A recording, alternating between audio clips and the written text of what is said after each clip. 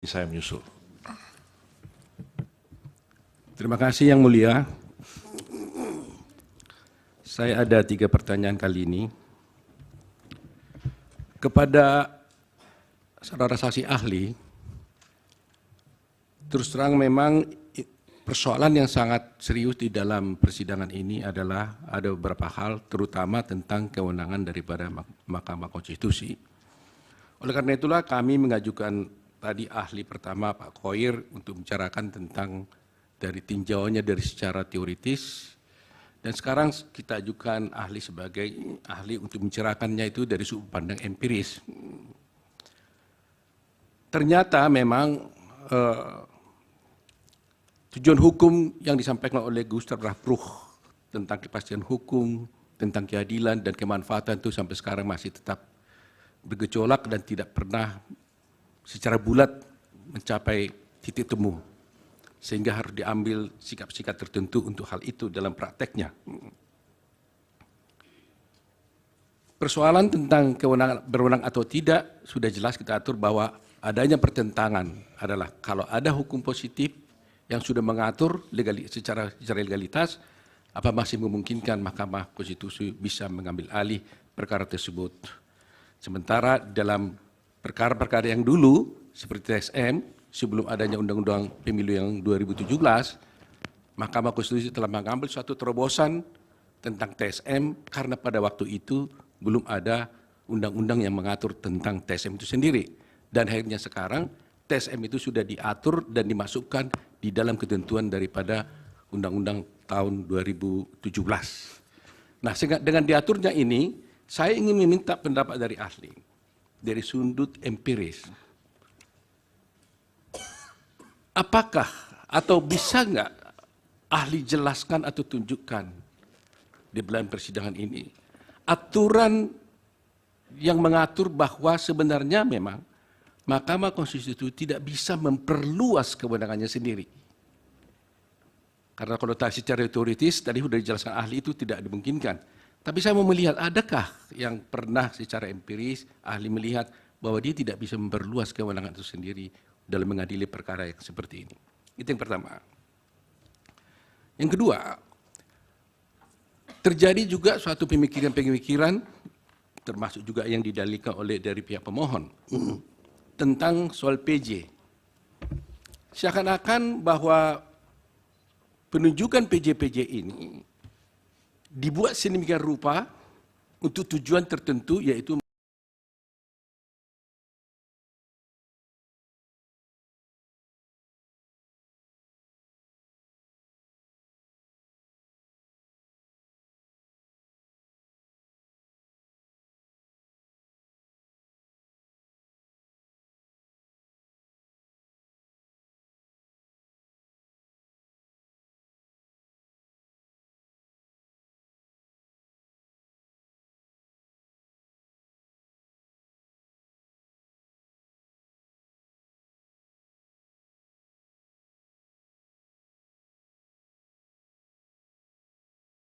dan dianggap, dan ada menuduh itu nepotisme. Bahkan ada yang mengatakan bahwa kalau seorang PJ itu ditunjuk oleh presiden, yang notabene sebenarnya penunjukannya itu adalah diajukan oleh menteri bersama-sama dengan DPR, diajukan kepada DPR, kepada presiden. Ada anggapan mengatakan bahwa oh itu pasti sudah diatur bahkan dengan main mata saja, dengan gerak tubuh saja katanya kemarin, bahwa itu bisa mempengaruhi PJ itu. Padahal kita lihat faktanya, di Aceh ternyata hampir seluruh PJ itu, hampir seluruh kepala daerah dan wali kota bupati di sana itu adalah mayoritasnya PJ. Tetapi kalau 02 kalah. Dipersingkat. Ya. Jadi pertanyaan saya adalah, menurut ahli, apakah ini ada semacam nepotisme sebenarnya dalam hal kaitan seperti ini karena presiden yang menunjuk daripada PJ ini? Itu yang kedua.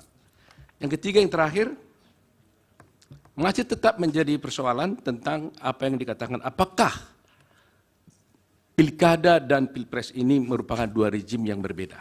Anda tadi mengatakan itu berbeda. Tapi kami belum mendapatkan analisa yang juridis atau yang pasti kenapa sebenarnya ada perbedaan menurut ahli bahwa pilkada dan pilpres itu adalah memang dua rejim yang berbeda. Terima kasih Yang Mulia. Baik. Dilanjut. Terima kasih Yang Mulia. Saudara ahli, kalau kita membaca bab 6 dan bab 7b Undang-Undang Dasar 45, memang ada kualifikasi yang berbeda. Bab 6 itu tentang pemerintahan daerah dan bab 7b itu tentang pemilihan umum. Pilkada itu sebenarnya ditarik dari ketentuan pasal 18 yang termuat di dalam bab 6 Undang-Undang Dasar 45 tentang pemerintahan daerah. Kalau kita melihat pasal 22E dan 45 itu nampaknya pembentuk Undang-Undang Dasar menghendaki bahwa pemilihan umum itu limitatif hanya untuk memilih anggota DPR, DPRD, Presiden Wakil Presiden, dan DPD. Sehingga saya bisa memahami pemikiran saudara ahli bahwa rejim pilkada tidak bisa disamakan dengan rejim pemilu. Nah, dalam konteks ini, kalau memang sudah terdapat perbedaan kedua rejim yang pilkada dengan pemilu ini, apakah relevan menyamakan misalnya satu poin saja dalam pilkada yang terjadi dalam berbagai putusan Mahkamah Konstitusi tentang diskualifikasi pasangan calon.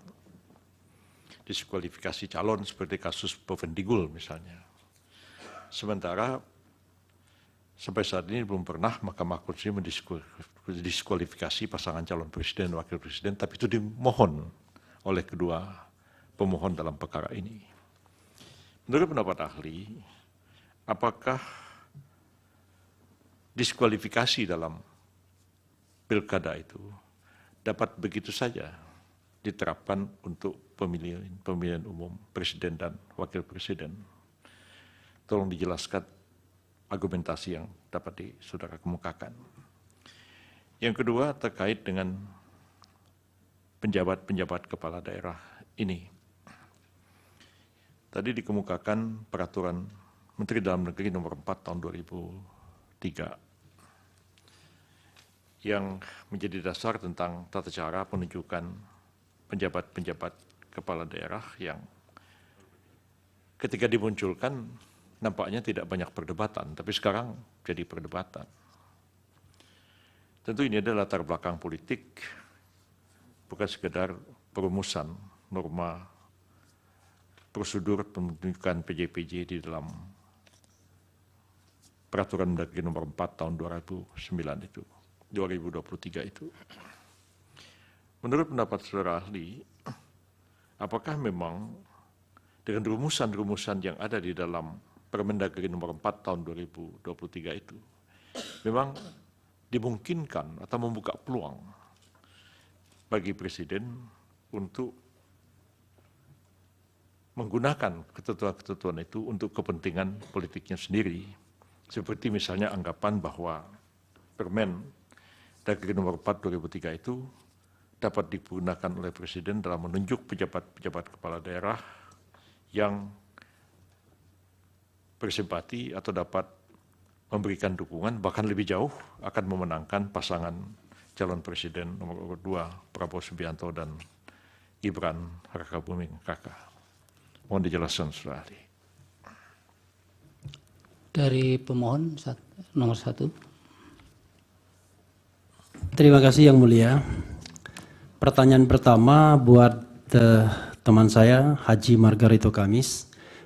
Oh belum haji? Belum haji. Dia aja tuh.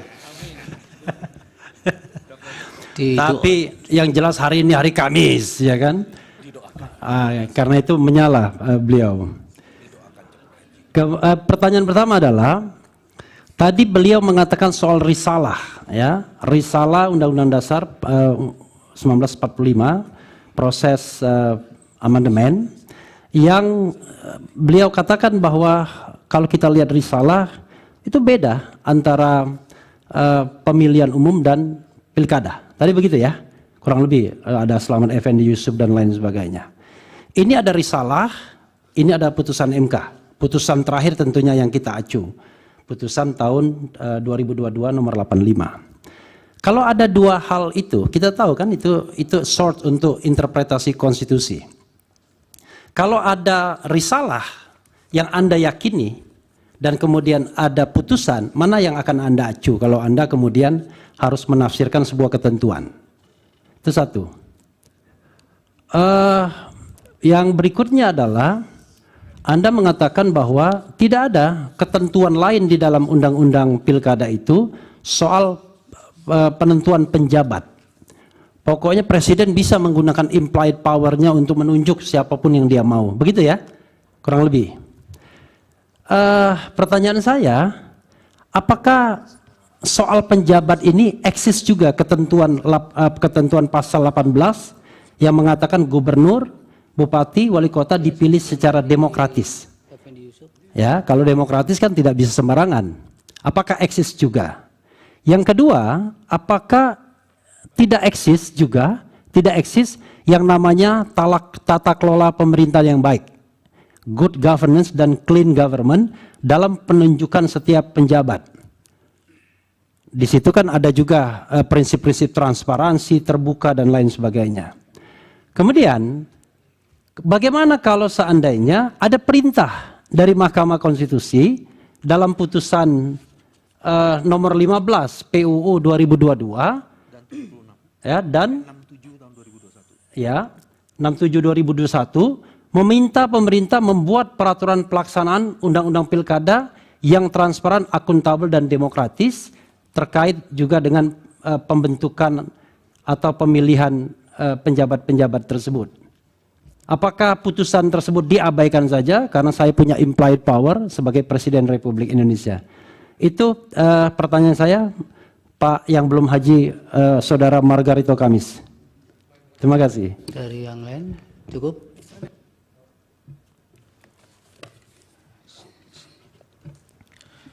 Terima kasih Yang Mulia. Saya lanjutkan. Tadi Saudara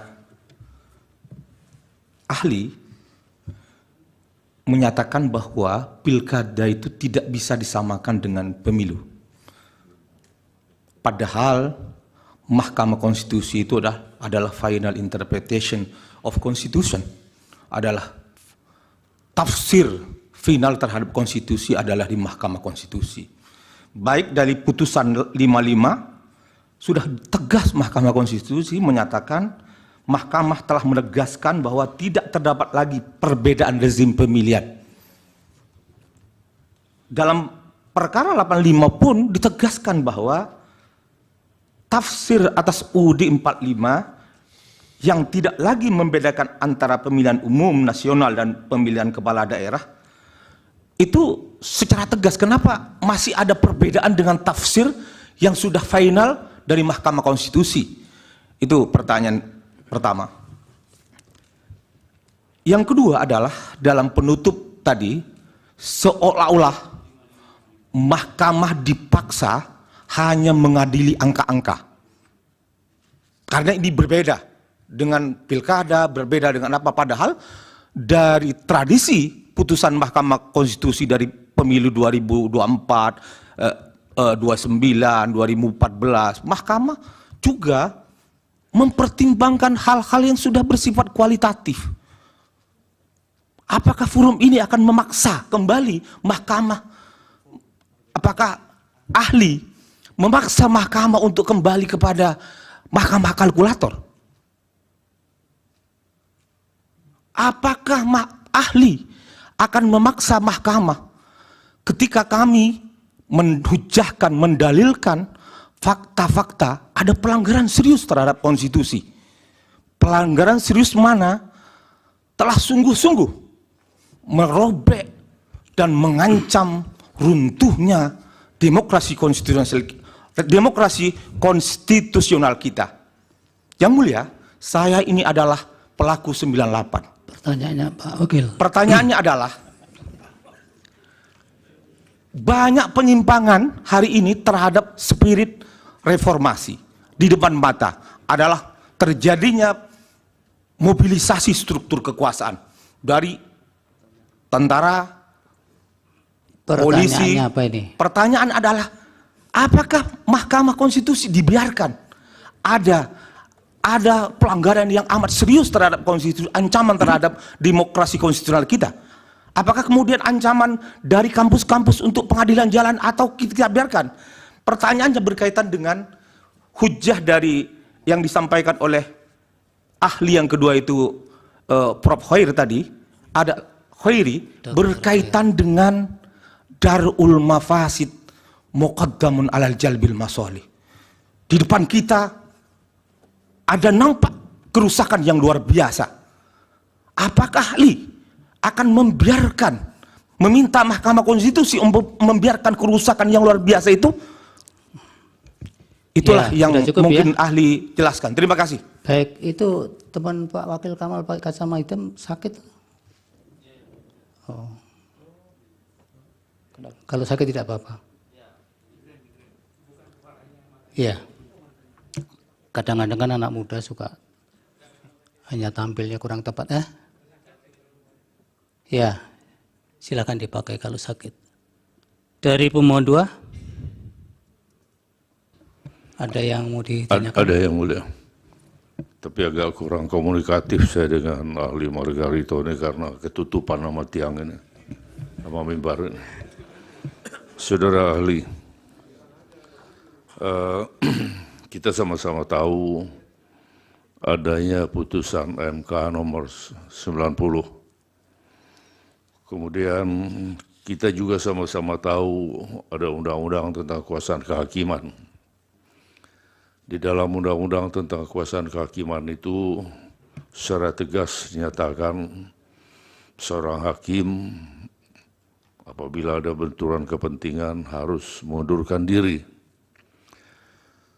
Kemudian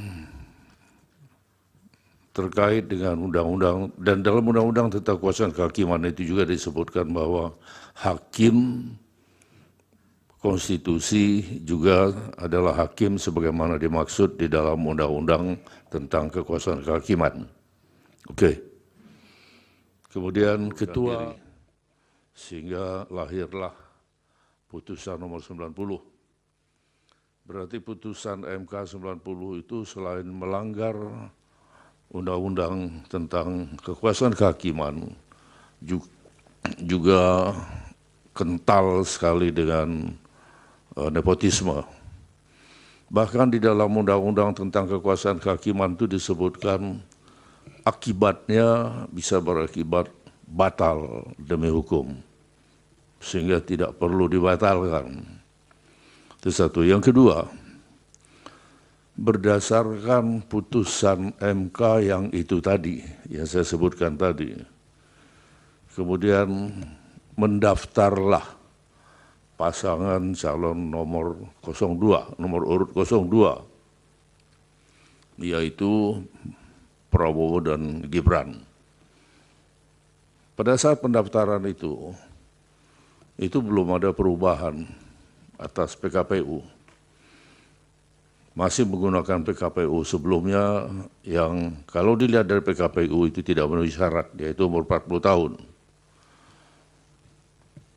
Padahal yang namanya perubahan atau mengundangkan PKPU itu harus dengan persetujuan DPR RI, dalam hal ini Komisi 2 DPR RI, kemudian diundangkan. Itu prosedur itu belum, tidak dilaksanakan. Maka tapi mendaftarlah pasangan ini.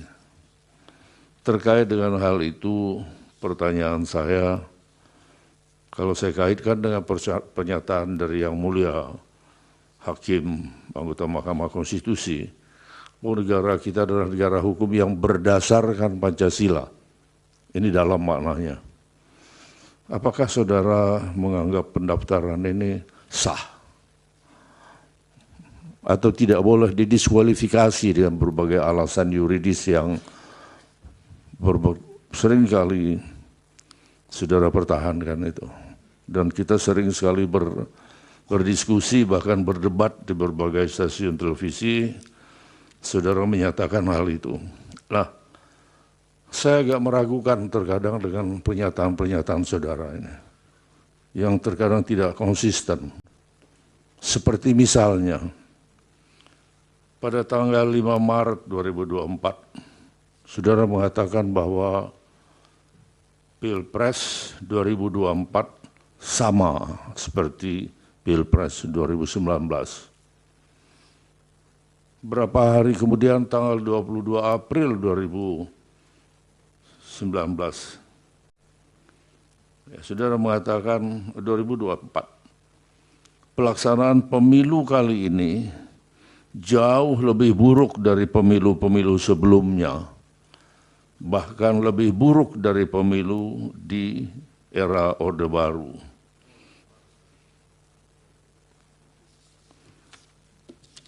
Ini salah satu pernyataan-pernyataan saudara yang sering bertolak belakang ya.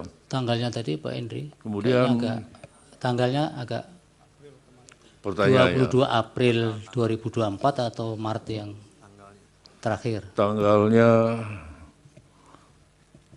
Kan ini kan baru di tanggal 22 April 2019. baik. Ia mengatakan bahwa pertama di Maret 2024 mengatakan Pilpres 2024 sama dengan Pilpres 2019. Sama seperti itu.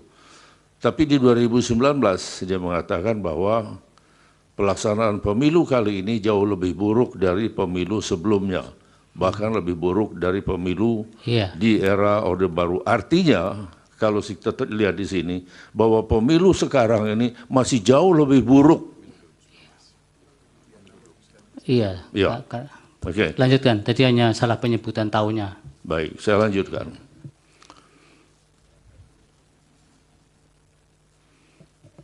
Ini siapa? Lanjut. Sementara dari saya cukup ya Allah. Mungkin Silakan. lanjutkan waktu teman yang lain. Izin melanjutkan yang mulia. Silakan. Ya, saudara ahli, kita tahu di dalam pasal 286 Undang-Undang Pemilu itu mengatur tentang permasalahan pelanggaran yang bersifat terstruktur, sistematif, dan masif, TSM. Nah, di situ disebutkan bahwa pasangan calon anggota DPR, DPD, DPRD Provinsi, DPRD Kabupaten Kota, pelaksana kampanye dan atau tim kampanye dilarang menjanjikan dan atau memberikan uang atau materi lainnya untuk mempengaruhi penyelenggara pemilu atau pemilih. Nah, jika ya, di dalam kenyataannya dilakukan oleh yang tidak termasuk di dalam pasal ini gitu, misalnya presiden atau menteri gitu ya memberikan materi katakanlah bansos gitu. Nah, apakah bisa diperiksa di Mahkamah Konstitusi ini gitu. Karena pada kenyataannya ya, laporan-laporan yang telah dimasukkan ke Bawaslu itu ternyata tidak diregister, bukan merupakan pelanggaran gitu ya. Banyak temuan di lapangan, misalnya beras bulog yang di atasnya ada stiker paslon 02, itu kemudian tidak dianggap sebagai sebuah pelanggaran gitu ya, dan itu terjadi secara masif. Ya. Bagaimana mengatasi itu gitu? Ya, apakah ini ada kekosongan hukum? Ya. Merujuk pada putusan MK nomor 57 PHPU 56 Romawi tahun 2008 mengatakan menurut Undang-Undang Dasar 1945 peradilan harus menganut secara seimbang asas keadilan, asas kepastian hukum, dan asas manfaat sehingga mahkamah tidak dapat dipasung hanya oleh bunyi undang-undang, melainkan juga harus menggali rasa keadilan dengan tetap berpedoman pada makna substantif undang-undang itu sendiri. Nah, bagaimana menurut ahli? Apakah MK bisa menerima atau memutus permasalahan seperti ini? Terima kasih yang mulia. Dari KPU, dari Bawaslu tidak. Ngantuk ya Pak Ketua itu. Ada. Ada, silakan. Saudara ahli, dalam konteks historis, perbedaan tentang pilkada apakah masuk dalam rejim pemilu atau tidak, ini bergulir secara dinamis ya.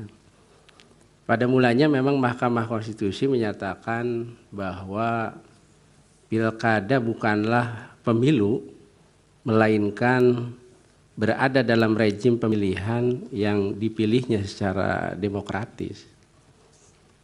Akibatnya terdapat perbedaan regulasi yang mengatur antara pilkada dan pemilu.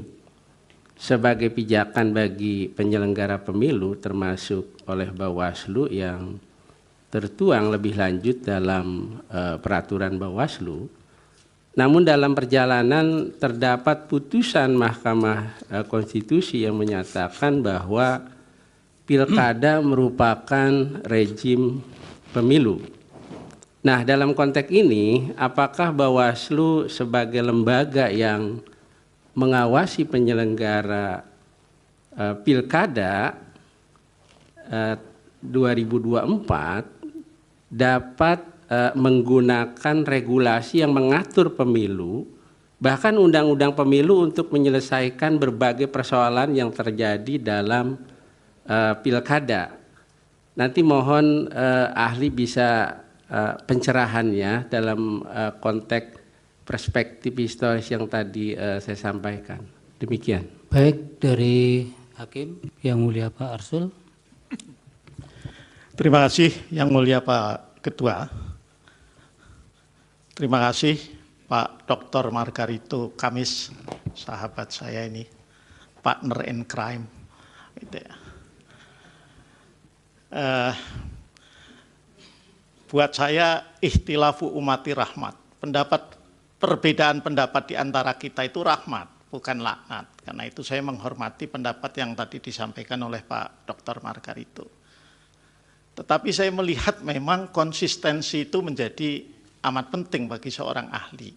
Nah, dalam konteks ini, kalau tadi ahli Pak Margarito itu mengkritisi MK, kalau tidak menerapkan secara tekstual apa adanya, apa yang menjadi kewenangan MK ya dalam undang-undang pemilu, ya. Tetapi saya melihat hal yang sebaliknya ketika Pak Margarito juga mengkritisi putusan-putusan MK terkait dengan sengketa pilkada tahun 2020. Ketika MK menerapkan ya apa adanya pasal 158 Undang-Undang Pilkada. Ya. Yang itu kemudian ini bisa dibaca saya kira di berbagai media ya. Ya, ini yang saya ambil yang dikutip oleh Antara. MK menerapkan terkait dengan mana yang bisa diajukan tentang perbedaan yang 2% itu suara. Ya. Itu dianggap oleh Pak Margarito bahwa, ya, ini saya bacakan saja ya, apa yang terkutip.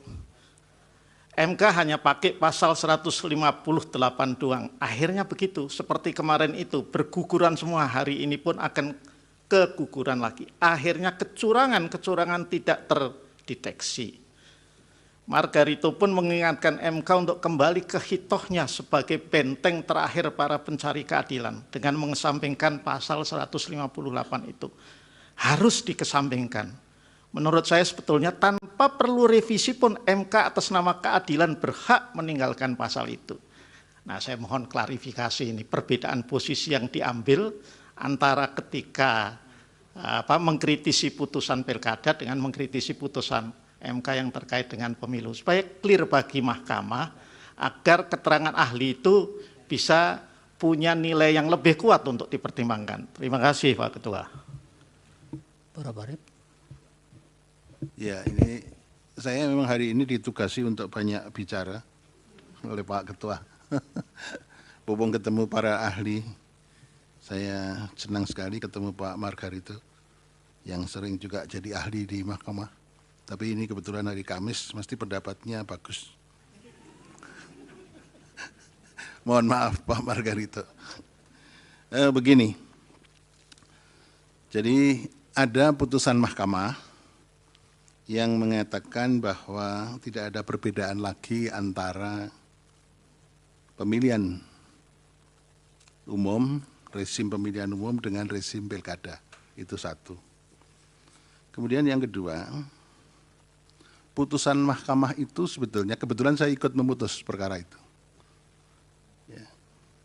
Nah, dalam putusan itu, kita sebetulnya sudah melakukan penafsiran, baik penafsiran secara sistematis, penafsiran secara gramatikal, penafsiran secara historis, dan sebagainya. Kita sudah melakukan upaya-upaya penafsiran yang komprehensif. Akhirnya menemukan rumusan konklusi yang demikian. Tapi saya terima kasih, rumusan yang konklusi yang demikian, itu dikatakan tidak valid. Nah, kemudian begini, saya akan mengajukan pertanyaan. Kita mahkamah sudah mempertimbangkan, salah satunya adalah pembicaraan yang terjadi di MPR pada waktu mengubah konstitusi. Baik original intent atau melalui penafsiran yang lain.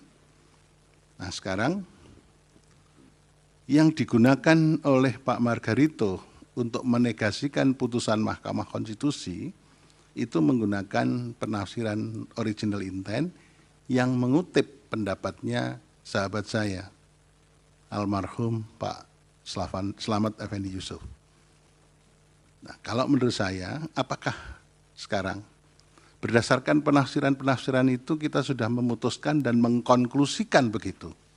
Tapi kemudian sekarang kita diajak kembali untuk ke arah original intent pendapat Mas Slamet Effendi Yusuf. Nah, ini gimana? Kalau menurut Pak Margarito Komes, tinggi mana pembicaraan seorang anggota atau dua orang anggota MPR dengan apa yang sudah diputuskan oleh mahkamah?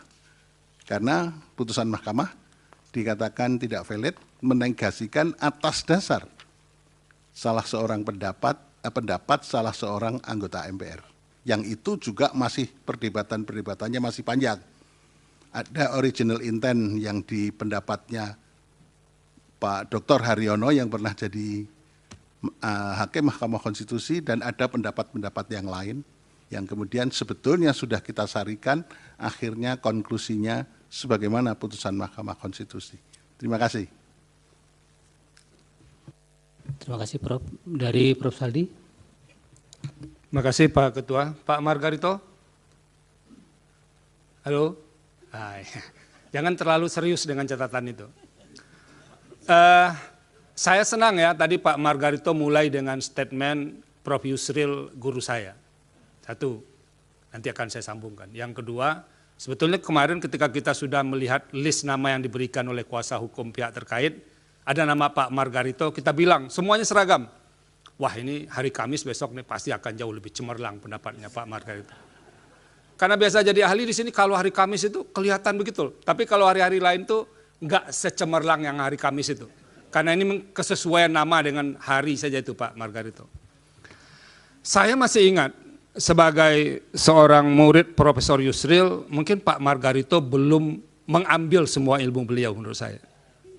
Nah ini, saya masih ingat perdebatan Profesor Yusril dengan almarhum Profesor Harun Ar-Rasyid tahun 2000, 2001, 2002. Berkait dengan TAP MPR. Ketika itu Prof. Harun menegasikan TAP MPR itu sebagai sumber hukum ya, Prof. Yusril ya. Prof. Yusril mengatakan begini, betapapun hebatnya seorang ahli, tapi kalau ada norma tertulis, ada putusan pengadilan, maka pendapat ahli itu menjadi gugur kalau dibawa dalam konteks hukum. Nah oleh karena itu Pak Margarito, ini ada putusan pengadilan loh, yang dikatakan tidak valid, dan itu mungkin nanti Pak Margarito selesai ini nanti datang lagi ke Prof. Yusril untuk menuntut ilmu beliau secara khafah begitu, kalau dalam konsep agamanya. Terima kasih Pak Ketua. Cukup ya. Silakan Pak Margarito.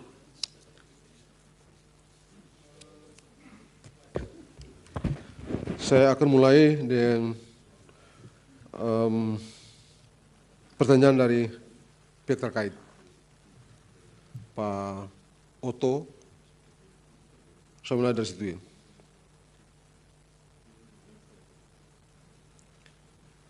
Apakah MK bisa melampaui dan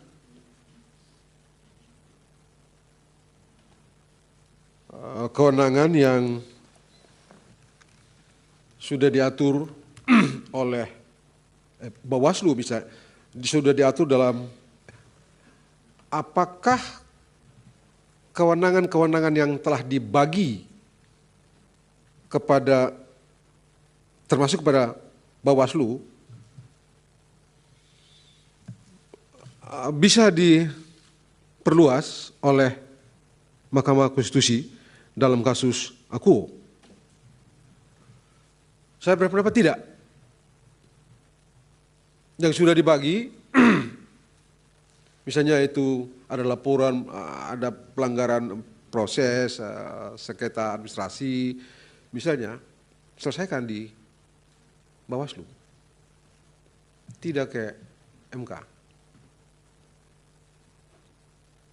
Intinya, yang sudah ditegaskan, sebut saja, sengketa proses, itu wewenangnya Bawaslu, selesaikan Bawaslu. Apa konsekuensinya kalau sudah tahu itu sengketa tidak dilaporkan atau tidak diajukan sengketanya ke Bawaslu? Saya berpendapat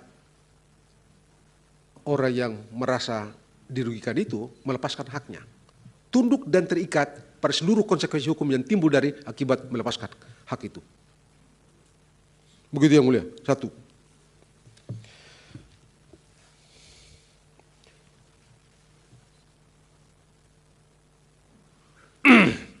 Yang kedua, apakah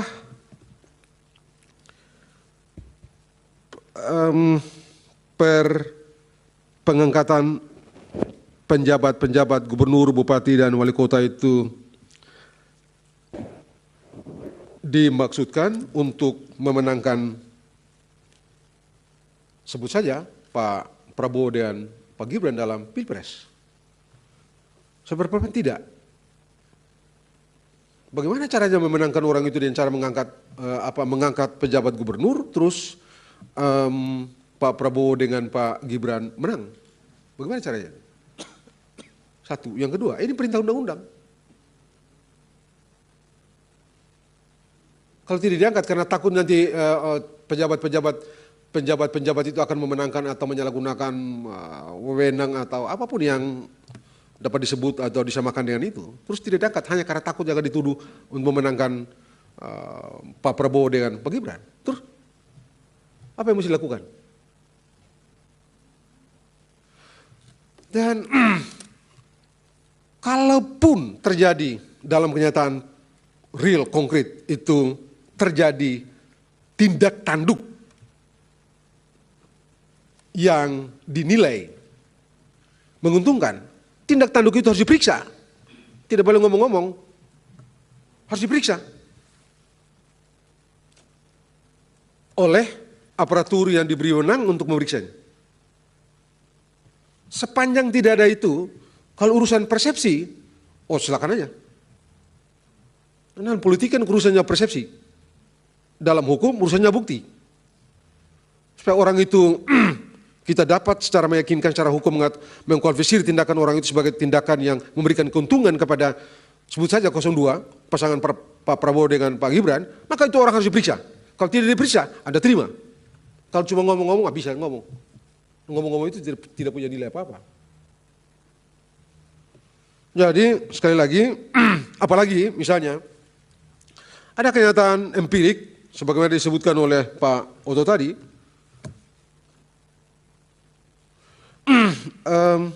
di dua tempat, di Aceh sama di Sumatera Barat, kampungnya Profesor Saldi ini, kalah itu Pak Prabowo, kalah juga si Gibran tuh, kalah juga Pak Gibran. Karena apa memang di kampungnya Profesor Saldi sana tidak ada pejabat? Apa tidak ada? Ada juga. Maka mereka bilang lebih banyak lagi. Coba, bagaimana coba menjelaskan itu? Ada satu hal yang bersumber dari hal yang sama, tapi outputnya berbeda. Jadi ini mesti ada urusan ini memberikan keuntungan berpihak kepada pasangan calon nomor 2, tidak bisa diomongkan saja. Kalau itu ditemukan ada tindak tanduk yang dinilai dengan penelaran yang logis menyimpang, periksa itu orang. Undang-undang memberikan kewenangan itu kepada semua orang. Kalau tidak dilakukan itu, maka orang itu harus dianggap menerima kenyataan itu, tunduk pada seluruh konsekuensi hukum yang timbul dari melepaskan hak itu. Begitu yang mulia.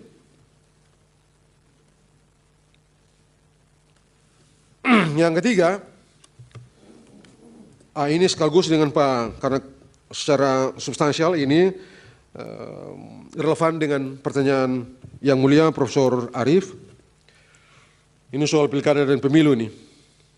Saya tadi berpendapat, pilkada dan pemilu itu dua rejim yang berbeda. Sejauh yang saya mengerti, Prof. Arief, hukum dalam setiap perkara adanya di amar, bukan pertimbangan. Suka atau tidak, senang atau tidak, hukum dalam setiap perkara amar, bukan pertimbangan. Pertimbangan fundasi amar, bukan amar. Jadi, ya itu pendapat. Sejauh yang saya baca, pendapat penyamaan pilkada dan pilpres itu dipertimbangkan. Sama dengan seolah-olah ditafsir orang di luar, perintah mahkamah kepada presiden untuk bentuk peraturan pemerintah. Padahal itu ada di pertimbangan. Teksnya juga bentuk peraturan perundangan, bukan peraturan pemerintah. Bagaimana kita bilang peraturan perundangan itu sama dengan peraturan pemerintah? Spesifik pemerintah? Tidak. Jadi sebenarnya kalau toh itu diberikan, katakanlah itu kalau itu di amar putusan, teks peraturan perundangan itu, kalau ada teks itu, berikan diskresi kepada presiden, pilihan untuk memilih satu di antara beberapa bentuk hukum yang tersedia dalam sistem hukum kita. Dan bentuk hukum apapun yang dipilih oleh presiden sah. Yang mulia Profesor Arief, karena ini berkaitan sekaligus tadi itu. Prof, saya tidak menunjuk Slamet, almarhum Slamet Effendi Yusuf itu. Saya menunjuk putusan pertimbangan yang dipakai di Mahkamah Konstitusi itu justru menunjuk putusan pendapatnya Profesor Pak Slamet. Perdebatan itu panjang, saya kutip di dalam sini. Banyak itu perdebatan, ada Rosnaniar, ada Rosnaniar, ada beberapa orang, banyak perdebatan itu. Kalau itu ditelusuri seluruhnya, itu pun cuma di perdebatan di pasal 22E itu melahirkan pasal 22E. Padahal soal itu juga dibicarakan dalam pasal 24E yang melahirkan pasal 24C. Jadi kalau menyimpulkan kewenangan Mahkamah Konstitusi mengadili pemilu hanya dengan menunjuk pada pemilu, perdebatan mengenai pemilu, bagi saya tidak valid. Dengan segala hormat saya pada yang mulia Profesor Arief, tidak valid. Dari segi cara menarik kesimpulan, keliru. Premis mayor dan premis minornya tidak tepat. Begitu yang mulia. Jadi sekali lagi, pilkada dan pemilu itu dua hal yang berbeda. Tidak bisa disamakan. Karena tidak bisa disamakan, hal-hal yang urusan pilkada, pilkada aja. Jangan gabung dengan pilpres. Jangan mahkamah ini ambil hal-hal pilkada itu putuskan pakai dasar untuk putus pilpres ini. Salah.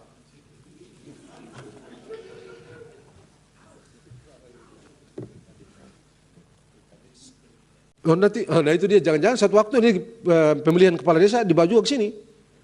Kan celaka juga kita nih. Dan itu apa? Saya supaya mahkamah ini betul-betul top.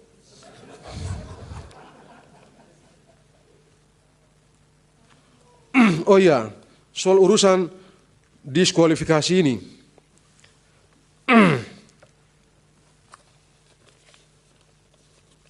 Apakah mahkamah ini bisa mendiskualifikasi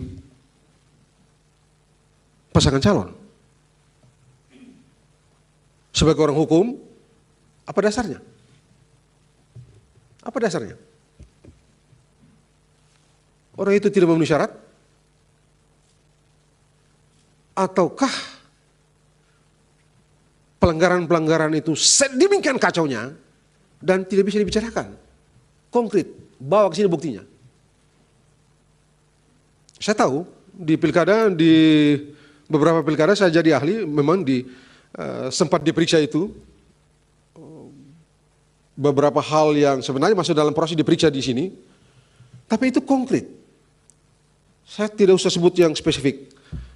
Satu pilkada pada waktu itu dalam perhitungan di KPU itu rusak semua itu C1 itu tipex double tipex sudah diprotes di KPU sidang itu, di sidang di rekapitulasi KPU masa bodoh di sini dipersoalkan. Bagi saya logis. Itu pilkada. Ada dasarnya, ada peristiwa konkret yang menurut akal sehat logis untuk dicek. Sekarang kembali ke pertanyaan Prof. Yusril, ini guru saya. Saya itu sebenarnya dulu mau ambil hukum ekonomi, ketemu Pak Yusril bilang nggak usah. Satu waktu nanti tata negara itu penting, kamu jadi orang tata negara saja. Nanti saya bantu kamu memberikan rekomendasi, kamu masuk ke tata negara. Ya sudah, kita bikin lagi, saya bikin tuh proposal di pramuka di pojok tuh. Kan dari kampung, Prof. Ini gara-gara Prof, ya sudah. Nah, setelah itu, selesai doktor, ikut lagi beliau ke Seknek. Beliau berhenti, saya berhenti juga. Iya benar. Beliau berhenti dari Seknek, saya berhenti juga. Saya bilang, Prof, beliau nggak mau saya keluar dari Seknek. Saya bilang, enggak Prof, saya ini diajarkan oleh orang tua saya, orang yang membawa saya, saya tidak bisa tinggalkan orang yang membawa saya dalam keadaan susah. Jadi Prof berhenti, saya berhenti juga. Berhenti saya. Benar. Saya bilang sama Prof. Dilanjutkan jawabannya. Baik. Jadi tidak bisa didiskualifikasi. Suka atau tidak, senang atau tidak. Saya selalu mengatakan hukum tidak ada urusan dengan suka dan tidak suka. Hukum memaksa kita untuk objektif. Hukum mengharuskan kita untuk objektif. Sebab kalau suka dan tidak suka, rusak. Ya sudah waktunya Pak Margarito sudah mau habis. Yang tidak konsisten tadi dijawab. Yang tidak konsisten. Tadi Prof. Sadi sudah jawab. Pak Arsul, Pak Henry Iya, kan Pak mengatakan Sadi, Anda tidak. oh iya. Silakan jawab. Saya mulai dulu dari Prof. Saldi.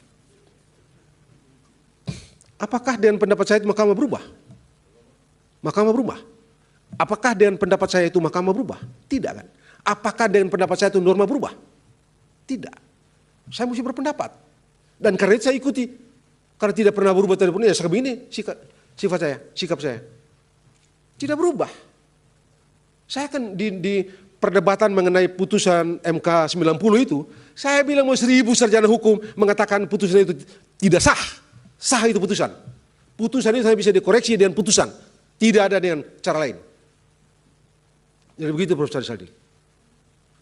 Kemudian abang saya, Pak Henry, hormat.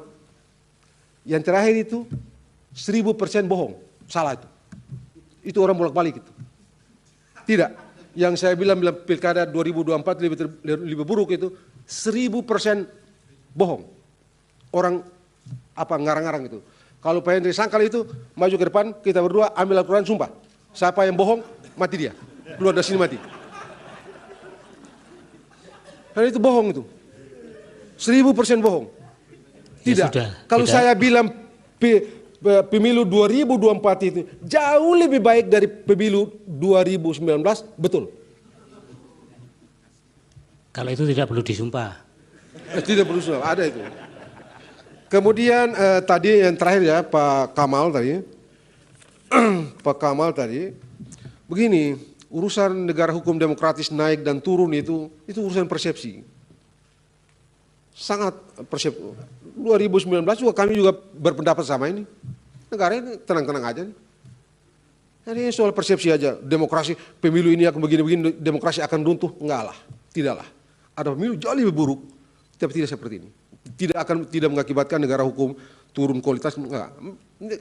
Demokrasi ini kan barang yang tidak memiliki bentuk akhir. Sesuatu yang terus-menerus berproses. Jadi karena dia terus-menerus berproses, bagaimana caranya menentukan dia naik atau turun? Terakhir Pak Refli tadi, saya merasa penting untuk menjawab ini putusan Pak Refli, pertanyaan Pak Refli ini. Risalah dan putusan. Oh, risalah itu bukan hukum kok. Bagaimana bisa dia dibandingkan dengan putusan? Dan kalau putusan amar, hukum dalam putusan itu diamar, hukum dalam putusan itu amar, bukan di dalam pertimbangan. Pertimbangan cuma memberikan fondasi. Ya, bagaimana caranya membandingkan itu? Orang satu bukan hukum, satu hukum, membandingkan dua hal yang berbeda. Tadi Hair sudah bicara. Tidak masuk akal. Menyamakan dua hal yang berbeda juga tidak masuk akal. Jadi saya kira pertanyaan juga ya. Kemudian mengenai pengangkatan pejabat demokratis bla bla bla segala macam ini. Ini demokratis ini barang ini sudah dibicarakan dari zaman Yunani kuno sampai sekarang ini begitu. Aristoteles kan jelas ini. Ini bentuk pemerintahan yang tidak bagus. Ini sebabnya di perdebatan pembentukan konstitusi Amerika Serikat orang tidak bicara mengenai demokrasi, orang bicara mengenai republik. Ini barang busuk ini. Demokrasi ini. Coba lihat aja kita yang belajar-belajar ilmu tata negara ini. Kemudian bagaimana dengan putusan MK? Sekali lagi, putusan MK dia menjadi hukum norma imperatif harus berlaku, yaitu kalau amar. Menurut tidak. Bagi saya prosedur cara menemukan calon gubernur, calon pejabat gubernur, pejabat bupati, pejabat wali kota yang diatur dalam Permendagri nomor 4 2003 itu akuntabel, beralasan dipakai, dia harus dianggap legitim, demokratik dengan semua definisi yang mungkin kita berikan padanya. Bagaimana dengan putusan?